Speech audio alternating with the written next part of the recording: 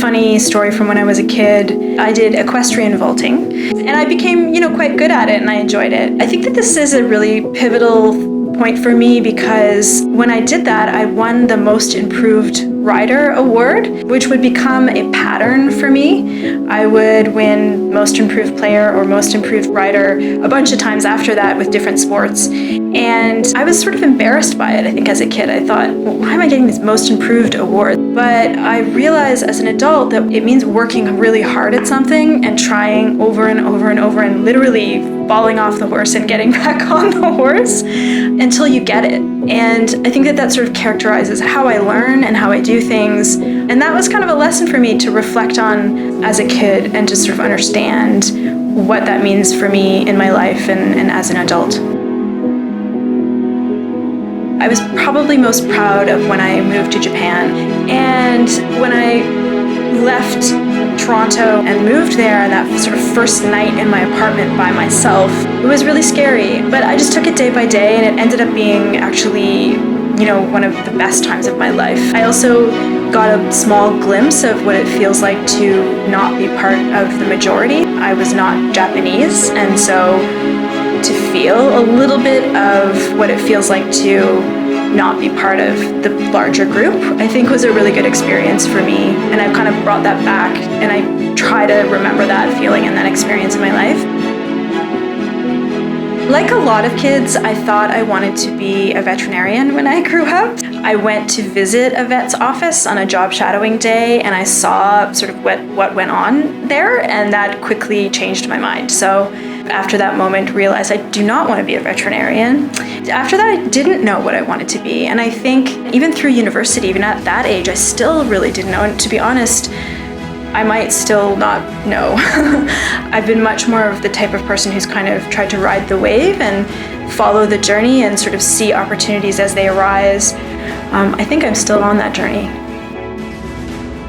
I started in design in 2003, and at that time I started doing information architecture and interaction design, and I was really drawn to it because I saw this opportunity to kind of make things more structured. I saw a mess and I wanted to clean it up, and I really wanted to do that for people. And so at that time it was a real focus on graphic design, the sort of artistic way that the websites look, and technology.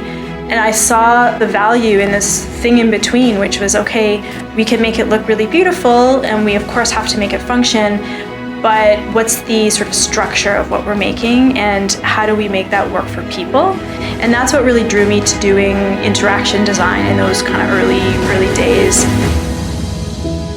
There is an information architect who works at Autodesk called Marsha Haverty, and I followed a lot of her talks. She talks about embodied cognition and creating experiences that really work for how humans process information. And I find her work so inspiring, so I would love to work with her and have her be on a team with her one day. Another person who I have worked with on a team before is Rebecca Pardo, who used to be the research director here at Normative, and just is somebody who I've worked with before, if I think of a dream team, I would love for her to be on it. Thinking a little bit more sort of out of the box, Jonathan Van Ness is one of my heroes. He is just a wonderful personality, and he's really, I think, opening people's minds to, different ways of being and different types of identity and inclusiveness and diversity. And his energy is just so great. I think of him as well as a dream team member.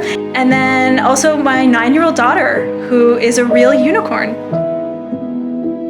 I think one of the biggest stereotypes that I've experienced is just being judged based on your appearance. Often it's the way that you look that's commented on, or there's condescending comments about your appearance. And I think I just try to be myself, and I just try to be confident. So I just try to remember that that doesn't define me, and I can do what I want to do, regardless of what I look like, or how tall I am, or how loud my voice is. I don't think there are enough women in leadership positions and in the field of technology in general and design, frankly. I think that that's something we need to work on as a community and as a society to really improve upon. So ways that I think we could work on that is by creating more spaces and communities for women to come together and talk with each other and mentor each other. Also working on diversity and inclusion at the organizational level, so creating workplaces that are open to lots of different types of people from lots of backgrounds, creating inclusive environments. One of the things I learned early in my career is not to change the way that I am. So I think a lot of times in our working environments, there's an expectation that you should act in a certain way. I think that we need to create spaces where people can be their true selves by kind of paying attention to these things and creating spaces where people feel like they can be themselves is one way to encourage different people to take leadership roles and to really have their voices heard. I think empathy is a huge factor here. The ability to empathize with another person, to really be able to be candid with them, but with kindness, is an art. Not to say that empathy is a feminine trait, but I think that a certain level of that type of empathetic behavior is really important in leadership. I'd like to say, if I could talk to myself 20 years ago, is just trust your gut more. Be more confident about your ideas and about your abilities. So I've always wanted to work on tough problems, so hard problems with smart people, and try to make maybe a small, tiny difference in the world. I don't have visions of grandeur or anything, and I know that also by working in design in the space of innovation for a long time, that change, it happens very slowly, and it's a lot of hard work, and it's not glamorous at all. But I want to keep working on problems at the kind of societal level, like how do we make better cities?